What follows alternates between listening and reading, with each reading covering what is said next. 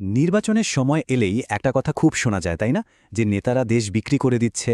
কথাটা আমরা প্রায় বলি বা শুনি, কিন্তু আজকে আমরা এই ধারণাটাকে একদম নতুন একটা অ্যাঙ্গেল থেকে দেখব। এমন একটা দৃষ্টিকোণ যা আমাদের চিন্তার মোড়টাই হয়তো ঘুরিয়ে দেবে।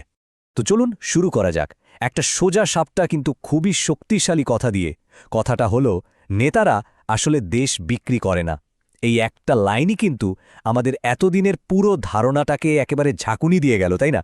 আচ্ছা, যদি তারা দেশ বিক্রি নাই করে, তাহলে আসলে হচ্ছেটা কি? তো প্রশ্নটা হলো, এই যে দেশ বিক্রির অভিযোগ, এর আড়ালে আসল সত্যটা কি? চলুন আস্তে আস্তে সেই রহস্যটাই ভেদ করা যাক। আসল ঘটনাটা কিন্তু বাইরের কোনো শক্তির কাছে দেশকে বিক্রি করা নিয়ে নয়, বরং লেনদেনটা হয় দেশের ভেতরেই। আর ব্যাপারটা যতটা সহজ মনে হচ্ছে তার চেয়ে অনেক বেশি জটিল আর সম্ভবত উদ্বেগজনকও। চলুন আর একটু গভীরে যাই। তাহলে মূল শব্দটা হলো দেশ কেনা। এর মানে কি? এর মানে হলো ক্ষমতাটা কেনা হচ্ছে দেশেরই নাগরিকদের কাছ থেকে, তাদের ভোটের বিনিময়ে। ভাবুন তো, এটা এমন একটা লেনদেন যেখানে ক্রেতা আর বিক্রেতা দুপক্ষই কিন্তু দেশের মানুষ। আচ্ছা, এই প্রক্রিয়াটা ঠিক কিভাবে কাজ করে? ধরুন, নির্বাচনের ঠিক আগের রাত একদম সাধারণ মানুষের কাছ থেকে, মানে ব্যক্তি পর্যায় থেকে ভোট কেনা শুরু হলো। আর এই ছোট ছোট কেনাবেচাগুলো মিলেই কিন্তু দিন শেষে পুরো দেশটা কেনার সমান হয়ে দাঁড়ায়। এখানে দেখুন, আমাদের প্রচলিত ধারণা আর বাস্তবতার মধ্যে পার্থক্যটা কত স্পষ্ট। আমরা ভাবি নেতারা দেশকে বাইরের শক্তির কাছে বিক্রি করছে, কিন্তু আসলে যা ঘটছে তা হলো দেশের ক্ষমতা দেশের মানুষের কাছ থেকেই কিনে নেওয়া হচ্ছে। কি অদ্ভুত একটা উল্টো সমীকরণ, তাই? এখন প্রশ্ন হল, এই লেনদেন কি কেবল টাকা দিয়ে ভোট কেনাতেই থেমে থাকে? না, একদমই না।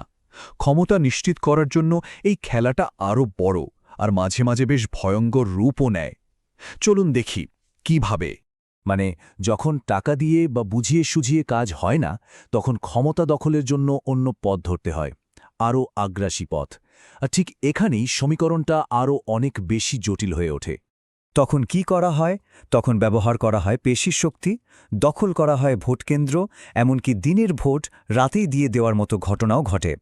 এগুলোর প্রত্যেকটাই কিন্তু এক ধরনের দেশ কেনা। শুধু পার্থক্য হল, এখানে বিনিময়ের মাধ্যম টাকা নয়, ভয় আর জবরদস্তি। এতক্ষণ তো আমরা পুরো প্রক্রিয়াটা দেখলাম, কিন্তু এবার সবচেয়ে জরুরি প্রশ্নটা করা যাক। এই সব কিছুর জন্য আসলে দায়ী কে? এবার আমাদের আলোচনার ফোকাসটা একটু পাল্টাতে হবে। দেখুন, এখানে একটা বড়সড় স্ববিরোধিতা আছে। যে মানুষটা নিজের ভোটটা বিক্রি করে দিচ্ছে, সেই মানুষটাই আবার ঘুরে অভিযোগ করছে যে নেতারা দেশ বিক্রি করে দিচ্ছে।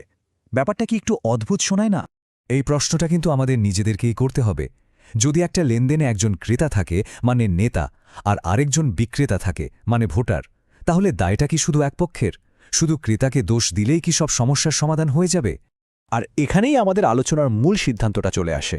বার্তাটা খুবই পরিষ্কার আর শক্তিশালী। পরিবর্তনটা শুরু করতে হবে নিজেকে দিয়ে, মানে ব্যক্তি পর্যায় থেকে। সহজ কথা, যদি ভোট বেচার লোকই না থাকে, তাহলে ভোট কিনবেটাকে? তার মানে সমাধানটা কিন্তু আমাদের নিজেদের হাতেই।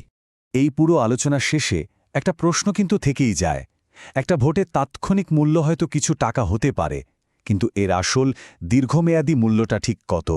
একটা দেশের সার্বভৌমত্বের দাম কি আদৌ কোনো অঙ্ক দিয়ে মাপা সম্ভব?